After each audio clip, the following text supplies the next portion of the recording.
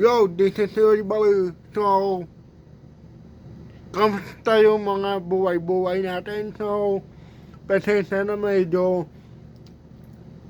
balik tayo sa dating setup kung maalala nyo kung paano ako nagsimula. Ganito yung setup. So, browsing ako sa net about dun sa gusto kong shoes. Hindi no lang nalalaman isa akong shoe sneakerhead, kumbaga sneakerhead. So may mga past shoes ako na talagang bugbog na bugbog.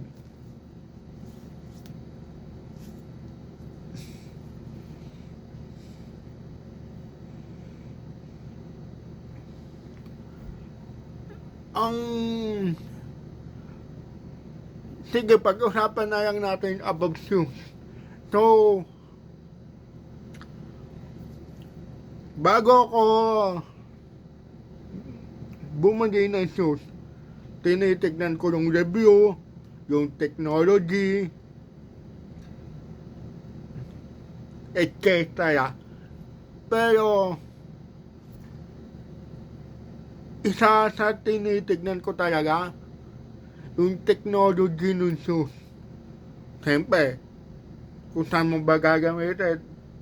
Kahit ganito ako, yung kalagayan ko, I'm a basketball fan. Naglalaro din ako kahit papano.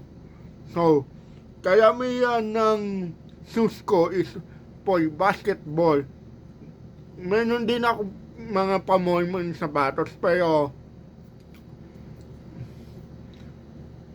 isa sa sapatos na pinakagusto ko, yung shoe line ni Lebron. Almost half.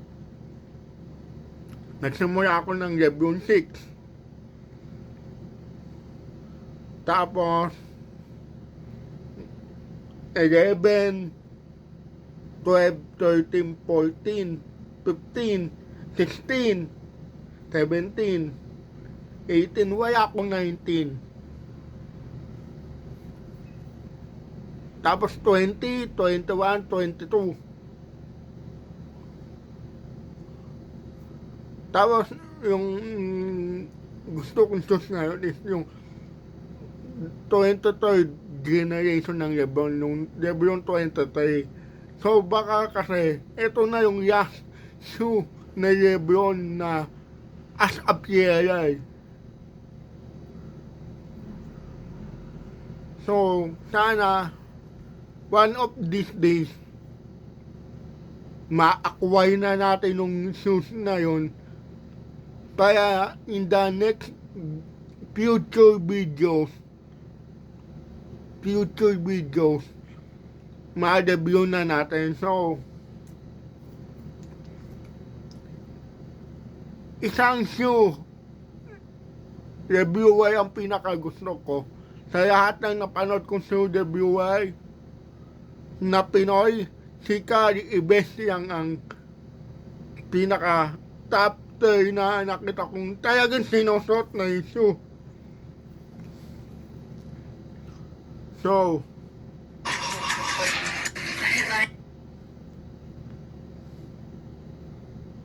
sana ma-acquire natin nung ganon shoe.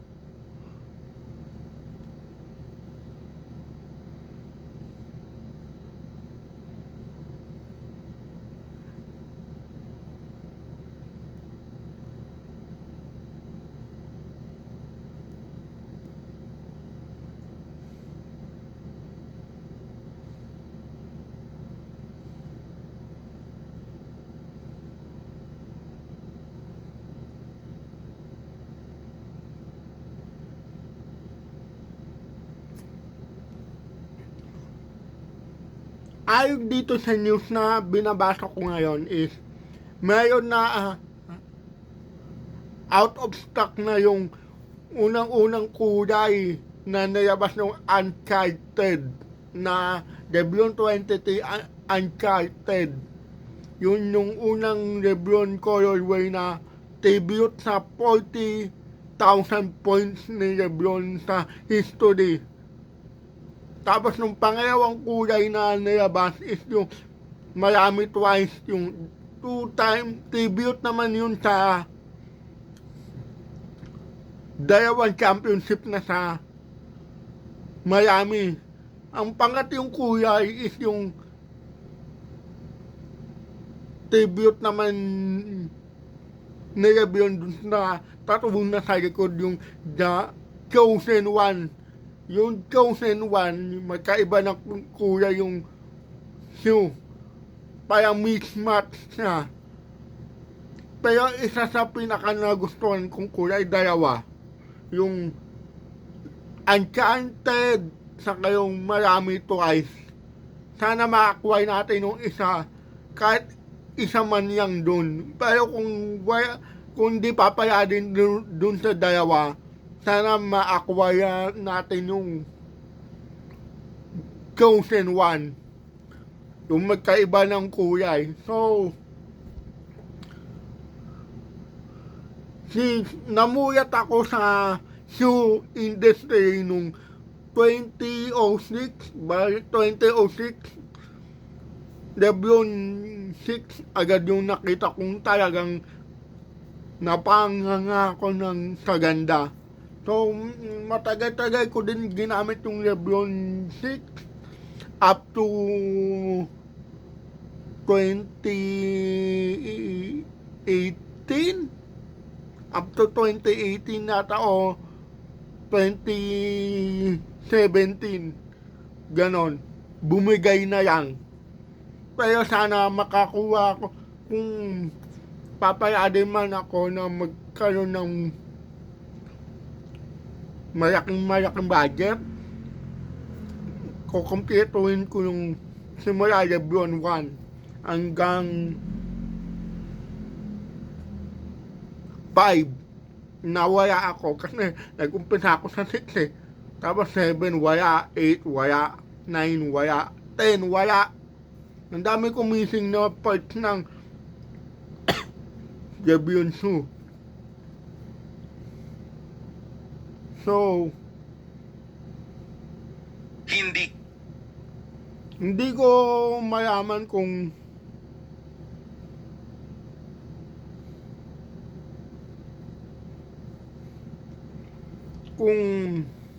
sana payaday na magkaroon tayo ng ganun budget, di ba?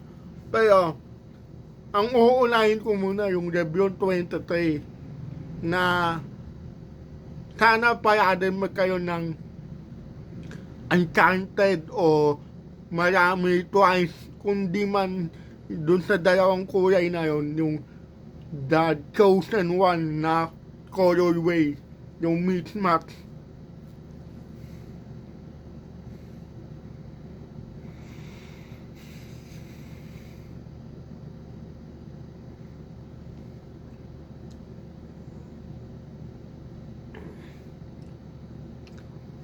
Yung isa sa, sige, magbibigay na din ako ng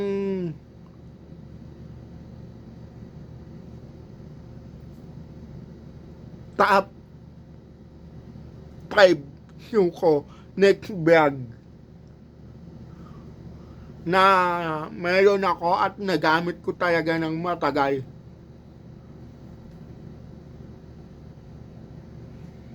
So, salamat sa pakikinig sa kwentuhan natin ngayon about sa shoe history ko. So, next vlog, magbibigay ako ng top 5 na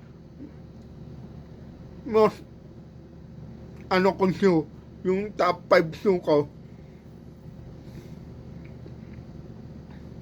So, maraming salamat.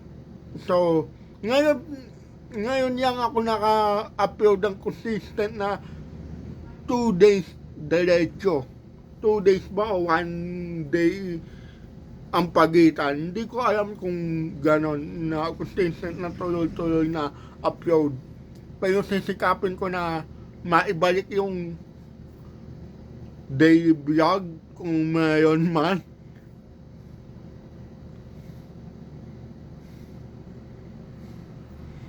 So,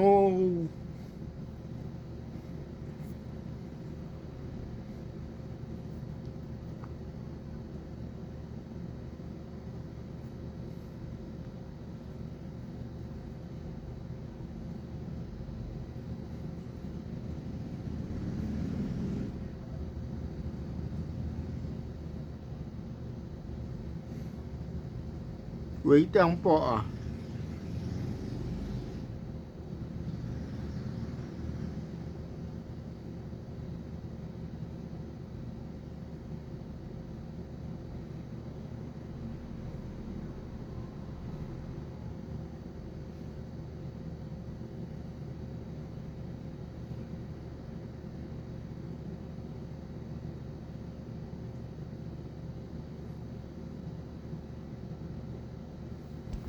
So, pasensya na meron lang akong may kapyalan na kaibigan. So, hanggang dito na lang.